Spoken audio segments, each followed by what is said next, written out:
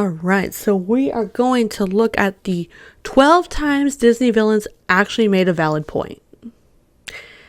I feel like as I've gone and become an adult, I tend to side more with the villains than I do with the heroes, because a lot of times they do make some valid points. So yeah, we're going to take a look at Ranker.com's list of 12 times the Disney villains actually made a valid point. Let's go.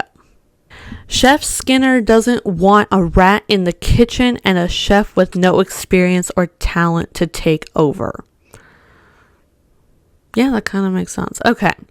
In Ratatouille, an ambitious rodent named Remy uses the human body of a kitchen worker, Linguini, to realize his dreams of becoming a chef.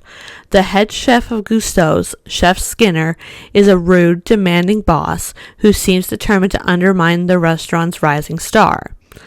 Why we hate him? Please, do tell. There are few things more unlikable than a bad boss.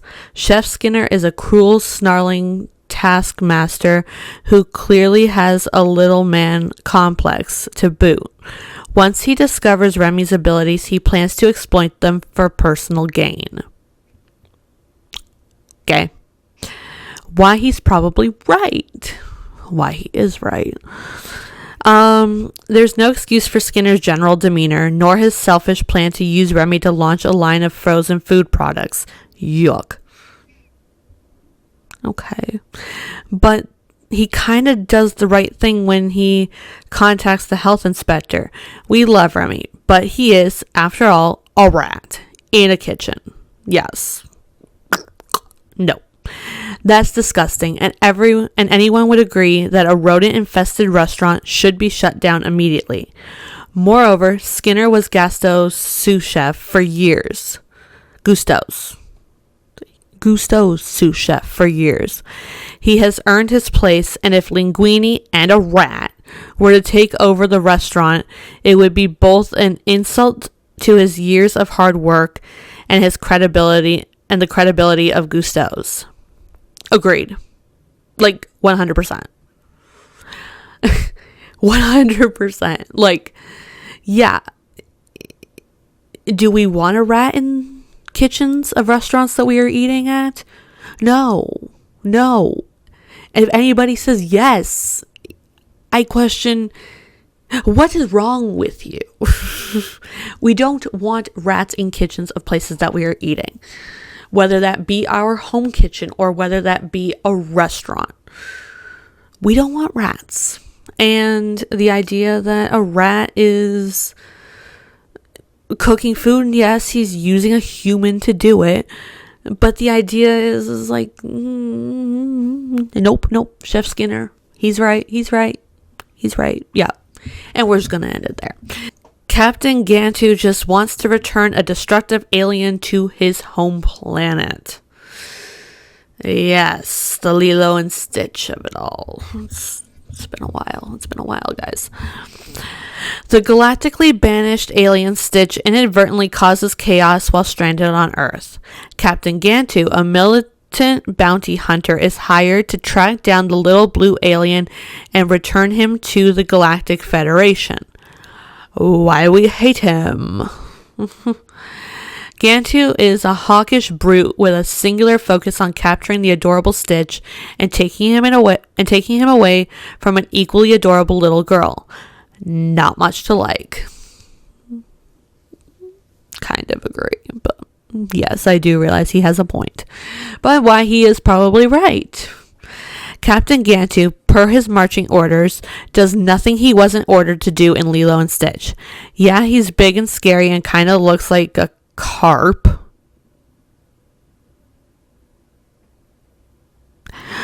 But those things have no bearing on the mission he's been tasked to carry out. For most of the characters on this list, we've found a way to rationalize or justify their actions. In the case of Captain Gantu, this guy is just doing his job. Also, it's probably not a good idea to have a destructive alien species roaming around. Can't blame him for that. Agreed. Probably not a good idea to have a Stitch running around out there, but, you know. Hades has a terrible job he didn't ask for and is banished to the underworld while the other gods party on Mount Olympus. We already know Hades isn't the bad guy, but that's it. But anyways, Hades, the scorned brother of the all-powerful Zeus, serves as the god of the underworld. He plots to overtake Olympus, but is stopped at every turn by the demigod Hercules. That pretty much sums up the movie, doesn't it? Why we hate him. In short, Hades is essentially the devil. He is the gatekeeper for all things evil, including many monsters, and his initial plan is to kill baby Hercules. Yeah, maybe we didn't need to kill a baby, but okay. Why he is probably right. Why he is right.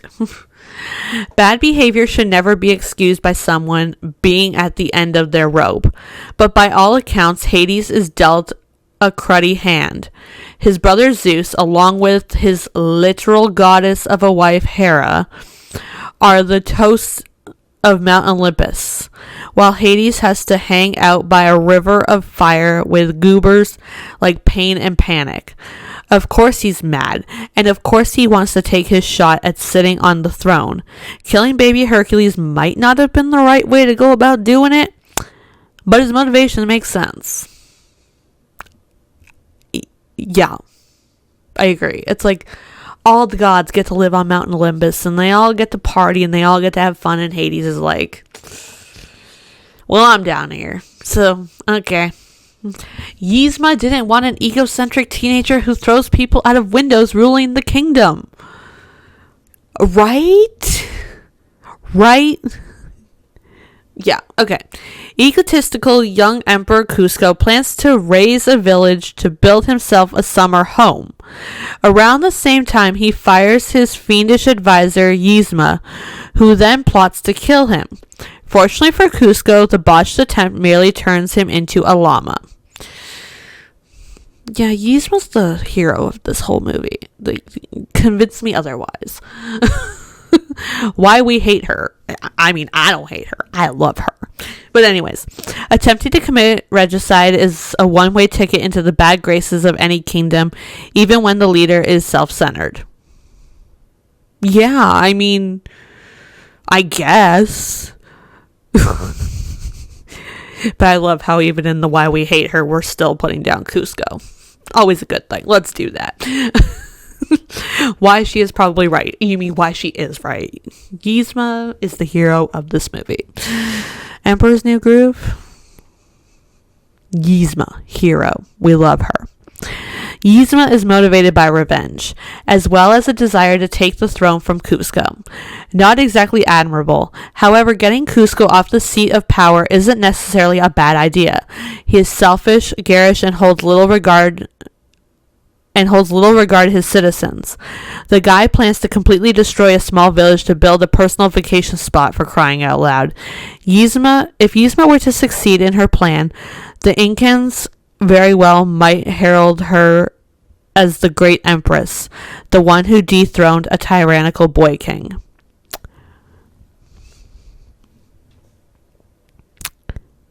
Yeah.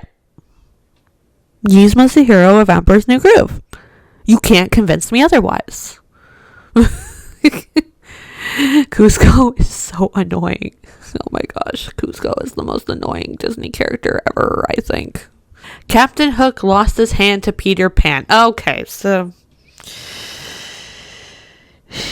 in terms of the Disney canon, I have all the like fan headcanons in my head where Peter Pan is like evil. So I had to put that aside and look at it from the canonical Disney movie verse. And that's going to be hard to do. But anyways, Peter Pan's greatest foe is Captain Hook, the swashbuckling hook-handed pirate of Neverland. Pan must do battle with Hook in order to protect the lives of visiting children Wendy, John, and Michael. Nope. I'm not going to say the kidnapped children. The visiting children. The visiting. They were visiting. Why we hate Captain Hook. It's This was going to be really hard, guys. He's a pirate and not the enigmatic, debonair Jack Sparrow type. Good, honestly, for the best. Captain Hook hates children and has a particular ire for our hero Peter Pan. Okay.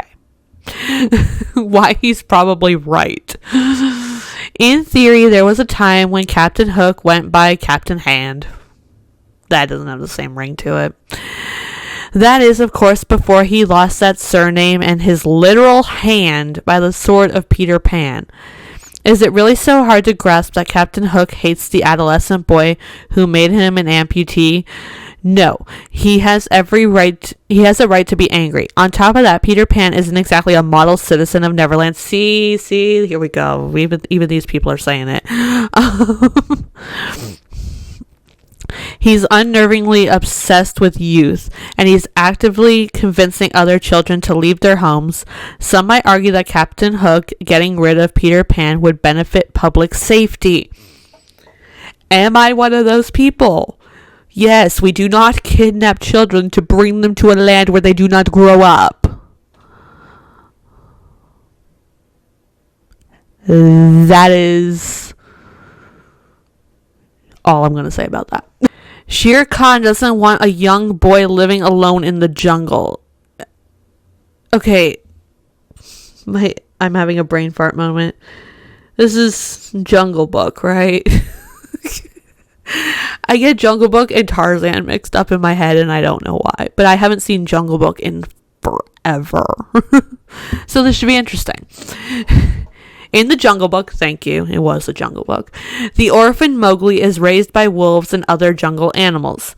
When the vicious tiger Shere Khan returns to the pack, it becomes clear that Mowgli must leave for his own safety. That did nothing to jog my Jungle Book memory. Why we hate him. Good. Hopefully somebody will explain. Sure, Mowgli is a feral jungle child, essentially making him part of the food chain, but we don't want to see him get eaten. No, we do not. Generally speaking, if someone in your life wants to make a meal out of you, they're probably the villain. Yeah, probably. Why he's probably right.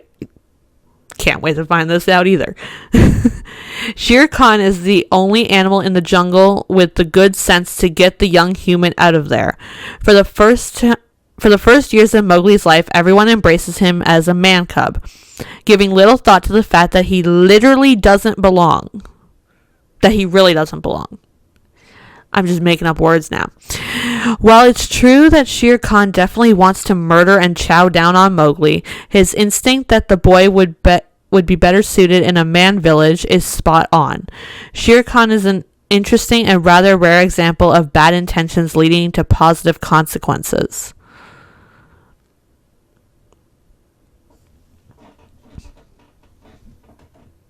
I literally... Of all the Disney movies that are somewhat stashed in my brain, Jungle Book is like bottom of the pile. Like, I don't even think it's on the table. I think it's probably like under the table, buried under a rug or something. I don't know. That's where it's at in my head, because I don't remember Jungle Book at all. So, yeah. Edgar Balthazar sees his rich boss leave her entire fortune to a group of cats.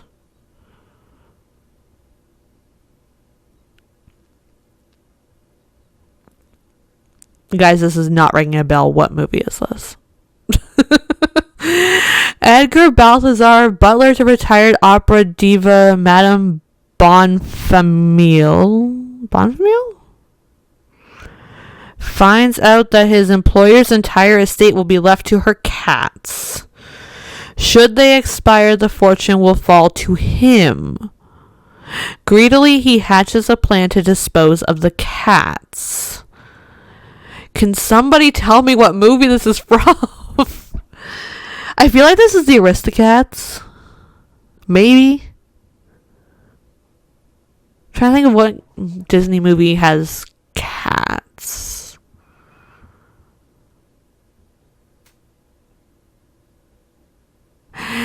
Anyways, why we hate him. He kidnaps and messes with 3 adorable kittens and pries them away from their mother when he was entrusted to take care of them.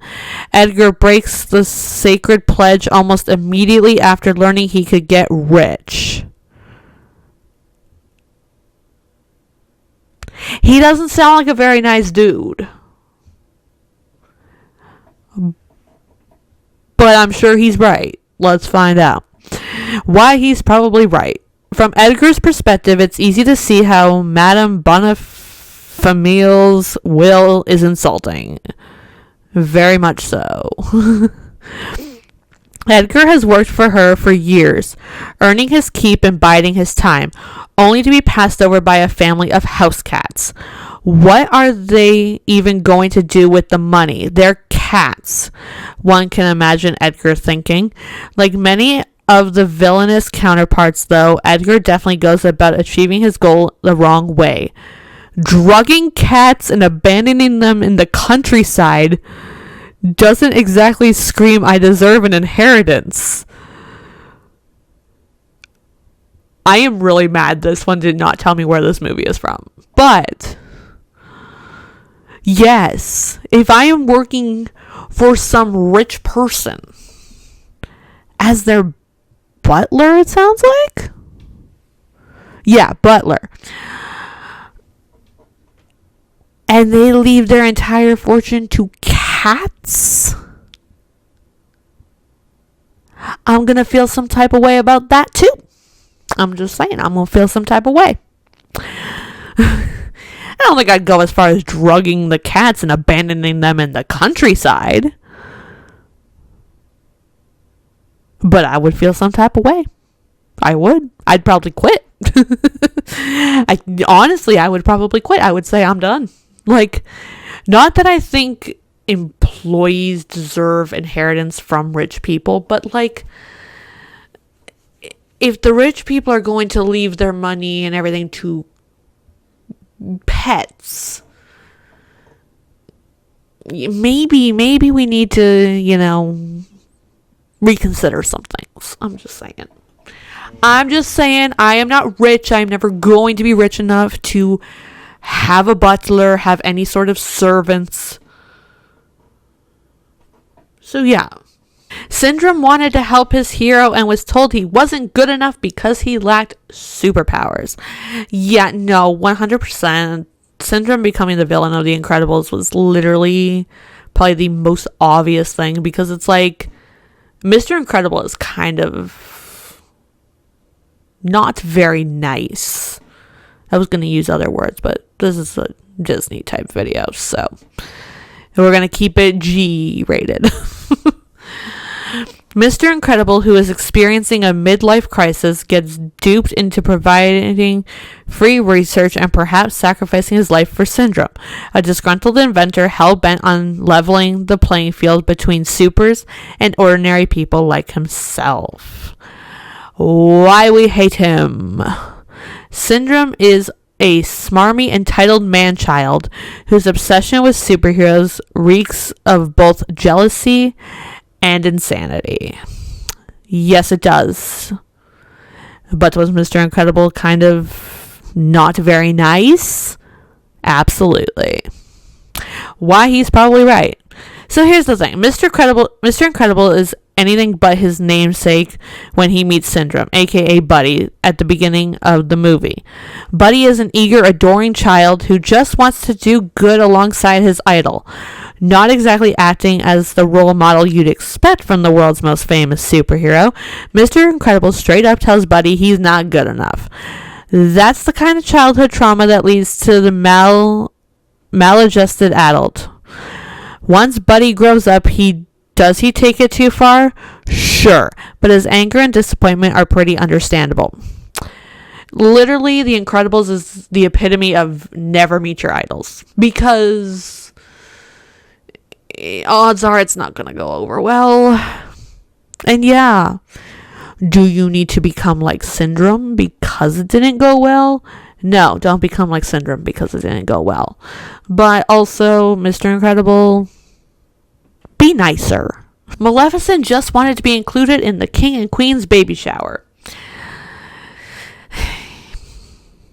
Yes, but does she go too far? Yeah, absolutely. Anyways, as an infant, Princess Aurora is cursed by the evil Maleficent. On her 16th birthday, it is prophesied that Aurora will prick her finger on a spinning wheel, sending her into eternal slumber. Well, that's exactly what happens. Fortunately for Aurora, a strapping prince comes to save her with true love's kiss, despite the fact that they've never met, and also, yeah. Classic Disney movies. They're getting better at that. Okay, why we hate Maleficent. I don't hate Maleficent, but why do most people hate Maleficent? Let's find out. As a general rule of thumb, don't pick on babies.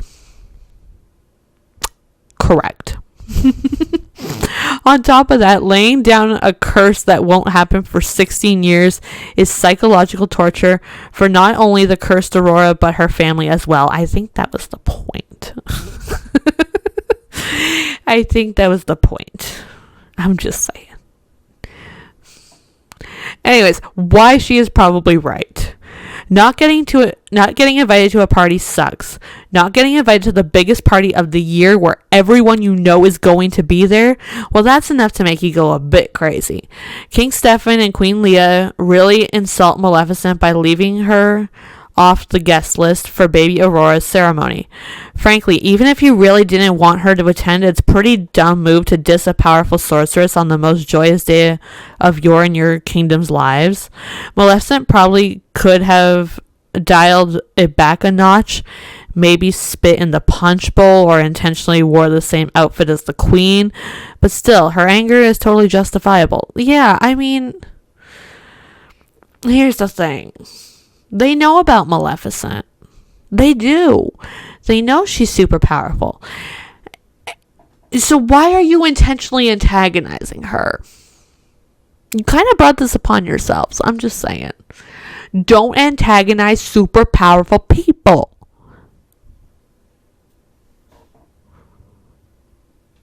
Although Maleficent cursing a baby, that was a little much, but whatever. I'm kind of on her side. I've not to the extent of Maleficent, but I have been excluded from things growing up, so I definitely feel her pain. I didn't go out and curse a baby, though. But, whatever. Sid is a kid with anger issues who needs therapy. Accurate.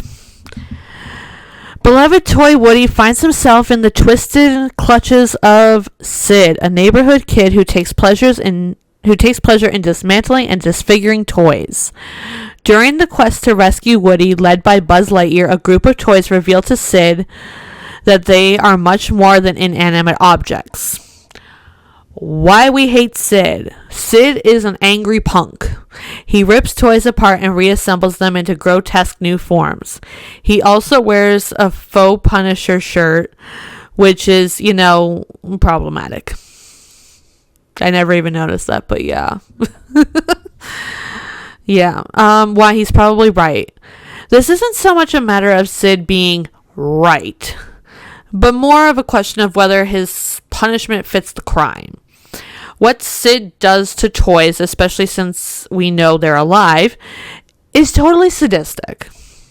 Granted, there's some pretty serious creativity going on, but his attitude is clearly more about causing harm than expressing himself artistically. However, when the toys come to life before his eyes, speaking to him by name, rising from the grave like zombies and surrounding him from all sides, Sid gets more than he deserves. This experience surely leaves him traumatized for life, and it's hard to imagine recovering from this nightmare. Is Sid mean? Yes, of course. But the young man needs some anger management therapy, not to be taunted by children's toys. Agreed. Sid needs anger therapy. He needs anger management so badly. Yeah. Mr. Waternoose is trying to keep the monster world from being exposed and collapsing. The city of Monstropolis, which is powered by collecting the screams of children in the real world, is experiencing an energy crisis. Hero monsters Mike and Sully learn that their boss, Mr. Waternoose, has developed a device called the Scream Extractor. I can't speak. Which will literally suck the screams out of kidnapped children. Ultimately, Mike and Sully expose Mr. Waternoose's disturbing plan. Why we hate Mr. Waternoose. Anyone who has created a device called the Scream Extractor probably isn't a saint. No.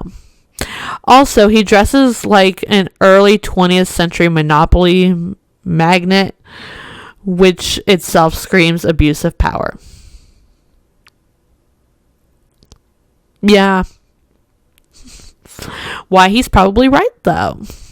Us humans can certainly understand the existential threat of an energy crisis.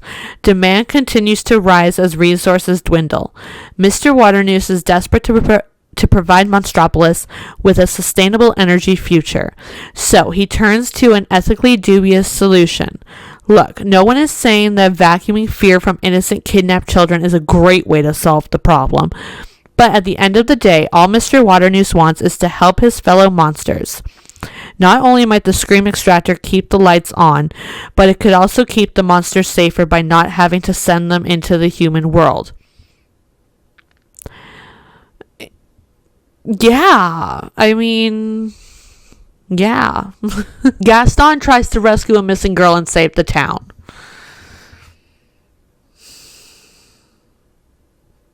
Gaston is not a good character. Gaston is not a good human. Neither is the Beast, but whatever. Anyways, in Beauty and the Beast, bookish townsperson Belle finds herself the prisoner of a beast. Or the Beast, whatever. Who is actually a prince suffering from a curse. Gaston, a local bigwig, rallies a mob to storm the Beast castle and rescue Belle. Seems like a great dude. No.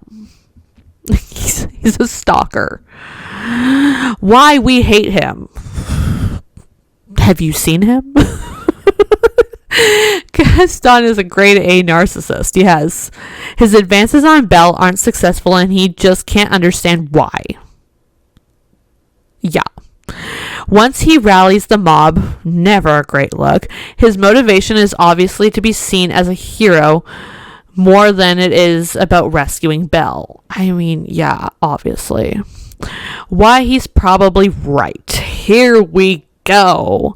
It's really a shame that Gaston has to be the de facto leader of the rescue mission, because on paper, it's a noble pursuit. Belle is a young woman imprisoned by a scary, hairy recluse. Absolutely. Her father is terrified, and to top it all off, Belle is supposed to be his prisoner forever. She needs help. Accurate. Unfortunately, the campaign to save her gets led by the biggest tool in town. At the end of the day, Gaston is right. We can't deny him for that. However, no one's losing any sleep over his Hans Gruber-esque demise. Absolutely. I mean, he's right, but good grief, dude, you suck. You suck so much. Anyways, that is the 12 times Disney villains actually made a valid point. Let me know, do you think these villains had a valid point? Let me know if there are any other Disney villains that you think have a valid point. Let me know all your thoughts in the comments down below. Thanks for watching the video. I hope you all liked it, and I will see you next time. Bye!